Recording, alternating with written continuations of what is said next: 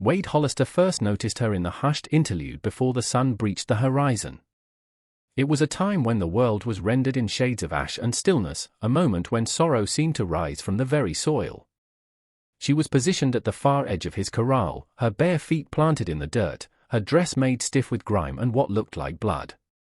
A small bundle was clutched against her torso so fiercely it seemed as though a single breath might cause it to disintegrate. He remained on the porch for a moment, unmoving and silent, a cup of coffee growing cold in his grip.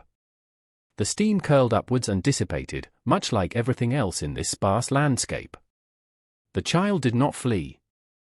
She shed no tears. Her hair was tangled in some spots and bleached by the sun in others, and her expression, heaven help him, was far older than her years. She couldn't have been more than 6 or 7, yet her eyes held the quiet knowing of someone who had witnessed too much and learned to say nothing of it.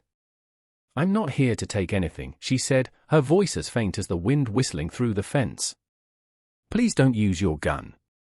Wade rose. The porch boards groaned beneath the weight of his boots, a sound that made the girl flinch, though she held her ground. He traversed the yard with deliberate slowness, taking care not to kick up dust that might startle her. He was a tall man, scarred and quiet, and knew better than to approach someone who was already trembling with any speed. He came to a stop a mere foot away from her and glanced down at the bundle she held. The girl's arms constricted around it. "He's so little. Awful little. He doesn't make a sound. He hardly stirs at all." Wade knelt down. The bundle moved, and a piece of linen fell away, revealing a tiny face. His lips were a deep purple, nearly blue, and his eyes were sealed shut, as fragile as a petal touched by frost. Wade refrained from asking where she had come from or who the child belonged to. He simply extended his hands, calloused but sure, and the girl relinquished her hold. Her arms fell to her sides as if some internal wire had finally snapped. Wade stood once more, the infant now in his arms. He could feel the faint rise of the baby's chest. It was barely there, but it was there. He turned and nodded his chin toward the cabin. The girl didn't stir. "Do you have any food?" she asked in a whisper. "Not for me, but for Mama." Her sentence trailed off, but she followed him inside. The cabin's interior was Spartan but held a persistent warmth from a fire that had been tended all night. Wade gently placed the baby on a wool blanket near the hearth and checked his breathing again. A small wheeze escaped him, but it was a breath. For now, that was sufficient. The girl lingered by the door, poised as if expecting to be thrown out at any moment. He poured some warm water into a basin. "Wash up," he said softly. "I'll look after him." She gave a single, sharp nod and moved with a ghostly quietness toward the water. That morning, as the rising sun painted the mountains in gold and the valley in copper, Wade worked in silence. He cleaned the infant's face and, finding a bottle, warmed some milk in a cup. The girl observed his every action as if committing it to memory, as if she might be called upon to save someone else in the near future. He glanced at her once, searching for the right words. "What's your name?" "Nora Hollings." He nodded. "I'm Wade." That was the extent of their exchange. Later, he discovered her curled on the rug by the fire, her eyes wide and unblinking, simply watching the baby breathe. "Does he have a name?" he asked. Nora shook her head. "Mama didn't get the chance." Wade swallowed past a sharp knot in his throat.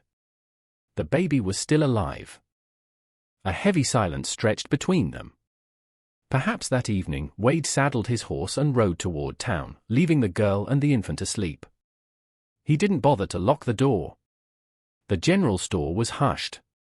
Miss Tilda, the proprietor, lifted a skeptical eyebrow when he requested milk, fresh linens, a tin of healing salve, and cloth for diapers. She asked no direct questions, but her eyes narrowed with the kind of scrutiny women use when they sense a story brewing.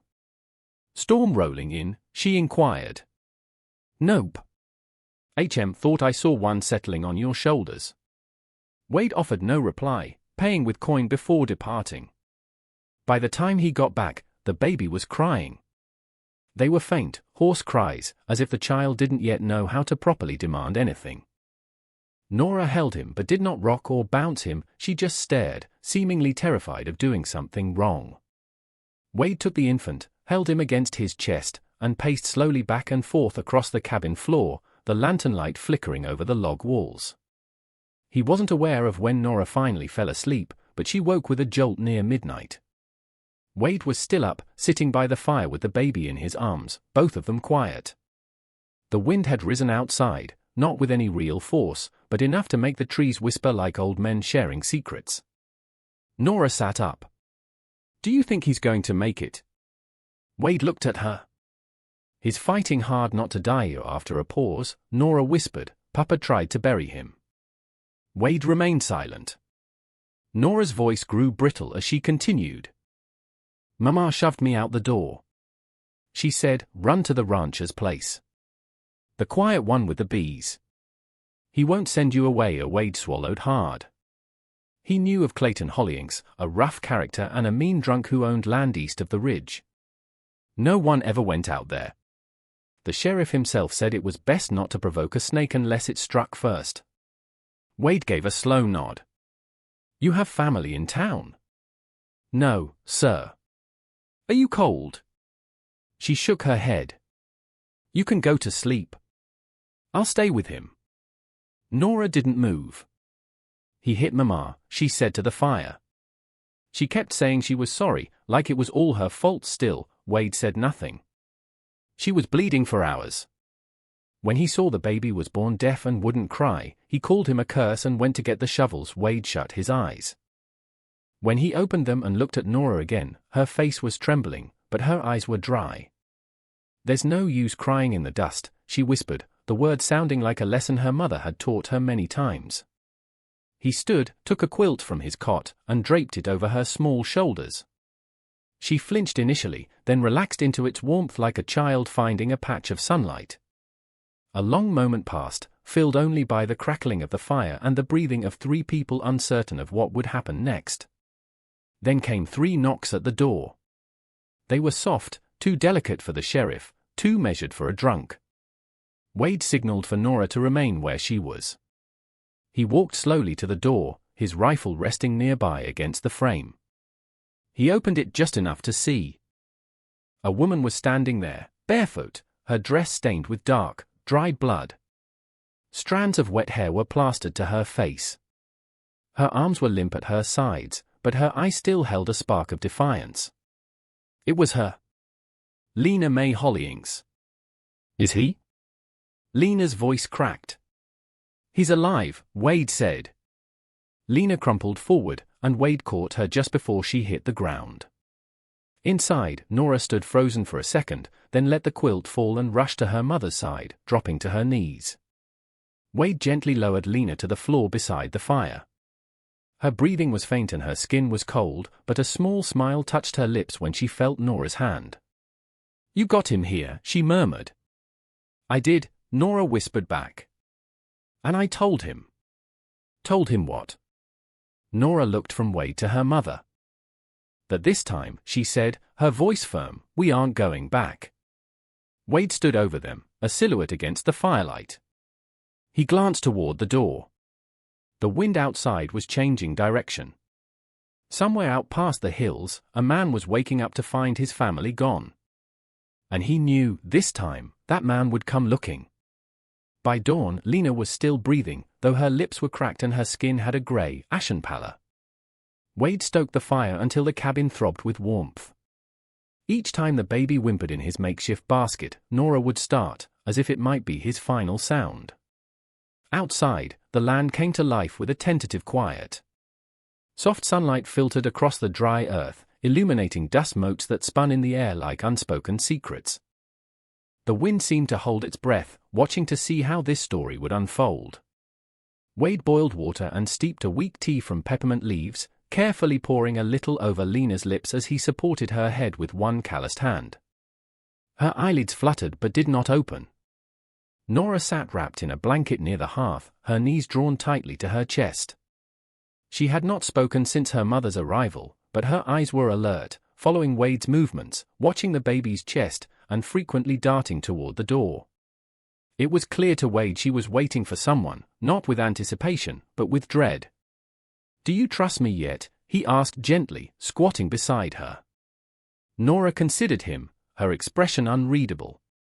"Mama did," she said softly. That was all the answer he needed. Around mid-morning, Wade hitched his horse. He needed more diapers, milk, gauze, and any news from town. Nora stood at the cabin door as he rode off, one hand braced against the frame as if she might bolt it if she could. He didn't need to tell her to stay vigilant, she already knew. In town, the sun glinted off the church steeple and wagons rumbled along the packed dirt road. Wade's presence turned heads the way a sudden clap of thunder turns cattle, slowly at first, then all at once. Miss Tilda raised an eyebrow the moment he stepped into her shop. 2 visits in as many days. Mercy me, Wade. Are you getting sick or getting soft? Neither, he replied. I need baby clothes, more milk, salve, and a small pair of boots. She turned, gathering the items and placing them on the counter with a deliberate clatter. This for that little fella folks saw you with yesterday. He didn't respond. She squinted. Heard he ain't yours. When he remained silent, she pressed on. Then why? Wade met her gaze without flinching. Because he's alive. Miss Tilda let out a breath like a winded mule. Lord help us. You always were the quiet, bleeding heart type. There's no law says you have to take in every stray. He slid coins across the counter. Is there a law that says I shouldn't? She grew still. No, Wade. But there's a man asking around about his missing wife and daughter. Name of Hollings. Was spitting whiskey in the saloon when I told him I hadn't seen them. Wade's eyes held hers. Don't mention you saw me. Tilda's expression softened. Never would. He left the store with his supplies, feeling eyes on his back all the way to the edge of town. Clayton was awake now. He was hunting. Back at the ranch, the wind had grown more insistent. The baby was quiet, nestled in an old wicker basket Wade once used for collecting honeycomb. He blinked slowly, as if the very act of opening his eyes was a monumental effort. Nora had swept the porch clean with a bundle of sagebrush she'd tied together. Mama always said cleaning is safer than praying, she remarked without looking up from her task. Wade set down the supplies without a word, but he saw the slight tremble in her chin. Inside, Lena was stirring. She came back to consciousness in stages. First her mouth moved, then her eyes opened, and finally, she drew a deeper breath. She attempted to sit up but fell back with a wince. Nora hurried to her side, her hands fluttering anxiously. Mama, you need a drink. I boiled water and kept it warm, just like you taught me. Lena's fingers brushed against her daughter's cheek. You remembered. Wade watched them for a moment before stepping outside to grant them some privacy. He walked the perimeter of the corral, checking fence posts and making a mental note of which ones had been loosened by the last storm. Each step was a deliberate act, giving his mind a task that wasn't filled with the sound of a baby's shallow breaths or the sight of a woman's bruised face. When he returned, Lena was sitting upright, trembling but fully awake. Her hair had been combed through with fingers and water. Her eyes found his and held them. You saved us, she said. He shook his head. Nora did. Lena reached for her daughter's hand, squeezing it tightly. She has grit. No child should have to have that much, Wade answered quietly. For a time, the only sound was the fire. Then Lena looked around the cabin. You live here by yourself? He nodded. Why did you let her in? He met her gaze. Because she was by herself. Her eyes filled with tears, but she blinked them back. Outside, the wind whipped dust across the porch. Lena tried to stand, groaning and clutching her ribs. Wade moved to assist, but she waved him away. I need to walk. If I stop moving, I'll forget I'm still alive, he nodded, watching her take 2 halting steps toward the fire, where she stood staring at her sleeping infant for a long time. He doesn't have a name, she whispered. Nora looked up. I was thinking we could let him choose his own. When he's strong enough. A faint smile touched Lena's lips. He'll pick something wild, then. That would be just fine, Wade said. The world could use more wild ones who survive. Later, Wade made a stew with carrots and dried venison. Nora helped, perched on a wooden crate by the stove. She didn't say much, but her eyes kept flicking between Lena and the baby, as if she were tallying her blessings before they could vanish. That night, Wade found Nora sitting on the porch, barefoot once more, her dress now clean but still ripped at the hem. She clutched a wooden spoon like a talisman. "You planning on sleeping out here?" he asked. She shrugged. "I can hear better when the wind is talking." He sat down beside her, his knees cracking. "My papa," she said without preamble, "he said a boy who can't hear is just bad luck." Said God cursed him. Wade didn't respond, just waited. He said Mama shamed him, giving him another mouth to feed that couldn't carry on the Hollyink's name right. "What do you think?" Wade asked softly. "I think," she paused, "I think God didn't curse him. I think Papa just needed to find someone smaller than himself to blame for everything." Wade let out a long, slow breath. No child is meant to carry a burden like that. Nora glanced at him sideways. "But we do anyway, don't we?" He couldn't argue with that. He couldn't.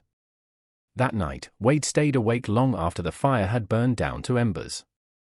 He sat by the basket, observing the baby twitch in his sleep, one tiny hand curled into a fist. Lena breathed deeply in the bed behind him, her arms instinctively reaching toward her child even in slumber. The wind tapped softly on the window panes. Somewhere in the valley, a rider was moving under the moon. There was no lantern, only the creak of leather and the slow, heavy breath of a horse. In the cabin, Wade turned his head toward the sound, his jaw tight. He recognized that cadence, the sound of a saddle groaning under too much weight and a boot heel that dug into the earth like it was digging a grave. Clayton Hollyink's was getting close. The infant stirred just before dawn, with a flutter of his tiny fists, a shallow intake of breath, and a sound like a hiccup wrapped in sorrow. Wade leaned over him, placing a gentle hand on his chest, feeling the rise and fall as the first hint of blue morning light touched the cabin walls. "He feels warmer today," Nora whispered from behind him. He glanced over his shoulder to see she was already awake, sitting on the floor with her knees drawn to her chin. "You didn't get any sleep?" "I don't really sleep much," she replied. He didn't push. He knew some children learned early that rest was a luxury, that closing your eyes meant something precious might be lost. He touched the baby's foot, soft, wrinkled, and impossibly small. "He's holding on." "He's a fighter," Nora stated. Mama said that children born from pain inherit all their mother's strength. Wade looked at her. She was 6 years old and already spoke with the wisdom of someone who had been broken apart and pieced back together from the ashes.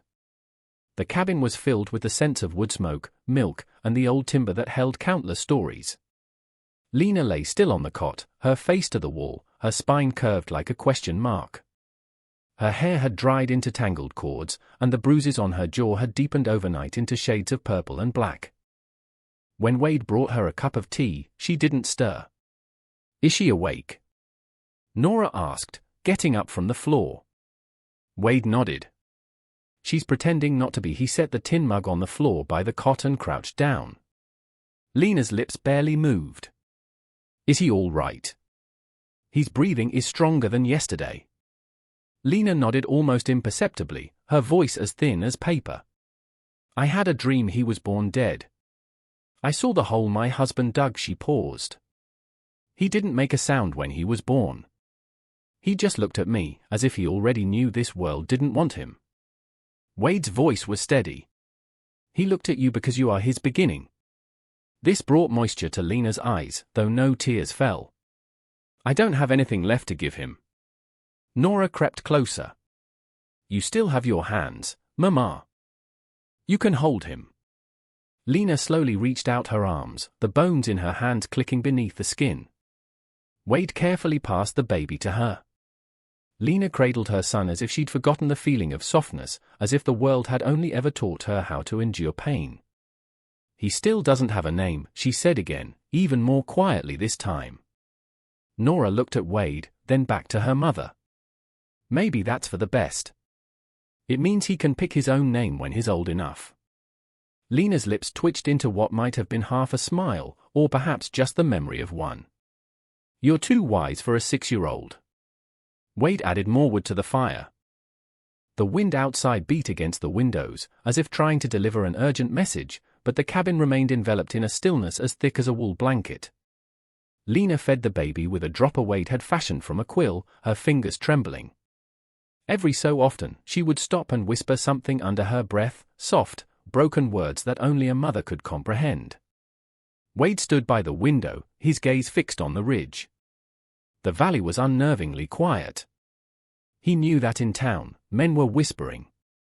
He'd sensed it at the feed store the day before, the way the sheriff had glanced at him sideways, the way conversations dropped to a hush when he passed. Clayton Hollings was asking questions. "Have you ever thought about running?" Wade asked, his back still to the room. Lena didn't look up from the baby. "I ran once. He just brought me back." "What about this time?" She hesitated. "I can't run far with 2 little ones." "You're not by yourself this time." Silence filled the room. "Then, are you going to stand between him and us?" "I already am." Lena didn't offer thanks. Instead, she just whispered, "He never forgets anything. Especially not being shamed." Wade's jaw tightened. He thought of the bruise on Lena's cheek and the tiny ribs he could feel beneath the baby's wrappings. "Then we'll make this something worth remembering." Later that morning, Nora shadowed Wade out to the barn. She was mostly silent, watching him chop wood, check the fences, and brush down his horses. She held the nails for him as he repaired the water trough and handed him the rope when he needed it. She never asked if she could help, she simply did. "Are you always this quiet?" Wade asked her. "Only when I'm scared." "Are you scared right now?" She shrugged. "Less than I was." He handed her a small, half-finished wooden carving. It might have been a horse or a deer. "You can finish this. Just keep the knife away from your fingers for a brief moment." Her eyes brightened. "You made this?" He nodded. "My papa only ever made fists." Wade didn't react. "Your hands can make something different." Inside the cabin, Lena stood on her own for the first time. Her knees wobbled, and she gripped the bedpost as if it were a railing on a cliff's edge, but she remained upright. The baby slept in a wooden crate padded with wool and old shirts, his tiny body curled like a punctuation mark. The cabin smelled of fresh-baked bread, Nora's work, and burning pine. When Wade came back inside, Lena turned to him. She was pale, her hair was tucked behind her ears, and freckles were visible through the fading bruises. "I stood up," she said, her voice scratchy but proud. "I see that. It hurt like the devil. That means you're healing." Just then, Nora burst through the door, holding up her carving. "Look what I did. I made it into a horse." "Sort of." Lena smiled. "That's beautiful." Nora turned to Wade, beaming. She smiled.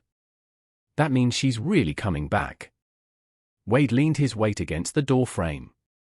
"Yeah," he said. "She is." But even as he spoke, his gaze kept returning to the window. The wind had shifted again, bringing the kind of deep silence that often precedes a loud noise. Something heavy settled in his chest. That night, Wade set his rifle by the door. He slept with one boot on. The horses were agitated in the barn, snorting at unseen shadows. Lena lay awake on the cot, her arms wrapped around the baby, humming a faint tune. "What's she singing?" Nora whispered from her spot on the rug. Wade listened. The words were too soft to make out, but the melody was low and ancient, something likely passed down from her own mother. "A promise," he said. "She's making him a promise." Nora snuggled deeper into her blanket. "I think I like it here." Wade's voice was low. "Me too." But by the next morning, a lone rider had left the saloon and started down the east road. His name was Clayton Hollings, and he was already much closer than they knew. The horses were the first sign. It wasn't the sound of approaching hooves, not yet, but the way Wade's bay gelding shifted its weight in the barn, its ears pinned back as if recalling something cruel. Even the chickens fell silent that morning, their usual clucking replaced by a hush thick enough to coat the yard like a dense fog. Wade awoke at his usual early hour but held off on lighting the fire. He stood barefoot on the cabin's wooden floor, letting his eyes adjust to the pale light filtering through the window slats. The wind wasn't howling, it was a low, steady whisper, as if it knew a name he hadn't spoken aloud in years. Clayton. Lena sat up on the cot, her hair still damp from the basin Nora had prepared the previous night. The bruises on her face had begun to fade to shades of yellow and purple, but her eyes had not softened. They were harder now, more focused.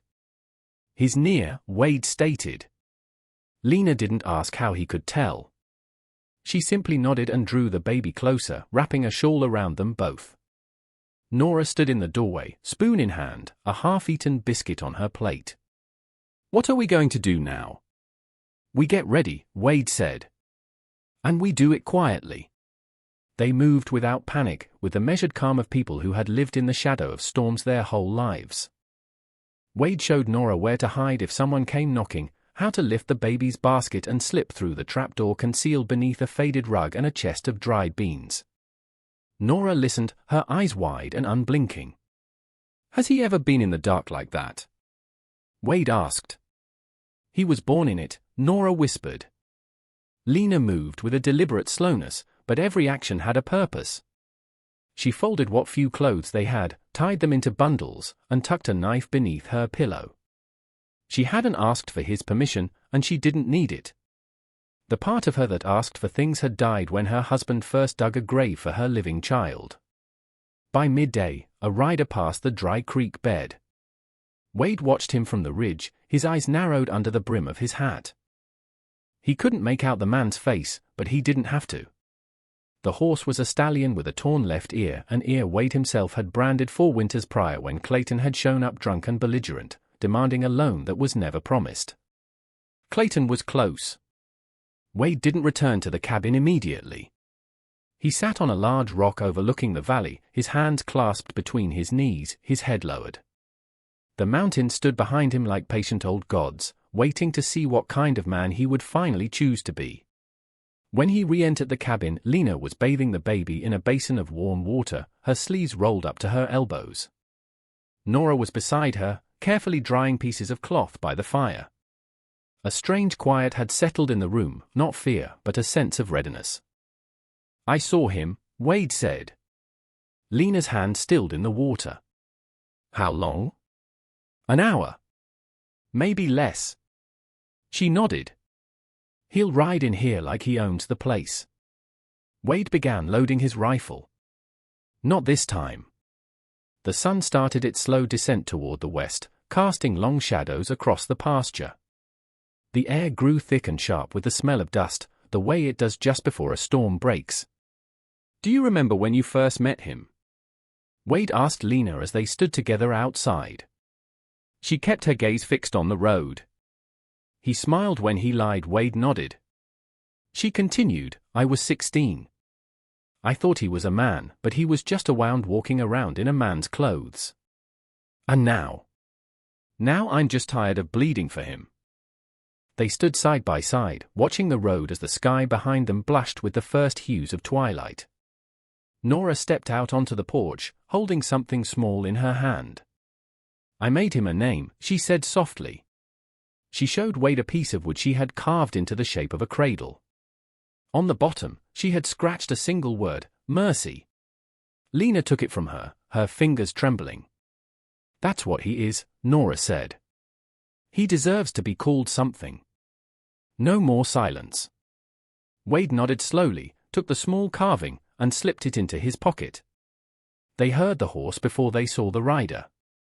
It was a slow, deliberate cadence, not a gallop, but the approach of a man who believes the world owes him obedience. Clayton Hollings emerged into view with a shotgun slung over his back and a sneer already fixed on his face. His eye swept the porch and landed on Lena. "Well," he said, his voice deceptively calm. "Isn't this a sight?" No one replied. I came for what belongs to me, he declared. Lena held the baby tighter. Wade stepped forward. They don't belong to you. Clayton laughed, dismounting with a single, arrogant motion. You wearing a badge now, Wade? No. Then you'd best get out of my way. No. Clayton looked past him, his eyes locking on Nora. You told him, didn't you? Nora stood her ground, her chin lifting slightly. I told the truth. Clayton's face contorted with rage. You'll live to regret that. Wade didn't reach for his rifle. He didn't have to. Lena took one step forward, her voice soft but clear. His name is Mercy. Clayton blinked. What? You tried to bury him without a name. He is alive now. And his name is Mercy. Clayton's mouth twisted, and he seemed about to speak, but before he could, Wade reached into his coat, pulled out the small wooden cradle, and placed it gently on the porch rail. You don't get to scare them anymore, he said. Clayton's fingers twitched toward his gun belt, and in that frozen instant, the entire world seemed to hold its breath. Clayton made the first move, a twitch of his shoulder, the beginning of a draw. It was slow and deliberate, filled with the cruelty of a man who never needed to be fast because fear had always done his work for him. But Wade didn't flinch. He stepped off the porch, placing his body between the shotgun and the family, his boots grinding on the gravel with a sound like gunshots in the sudden quiet. You touch that gun, Wade said in a low voice, and I promise you'll never touch the ground standing up again.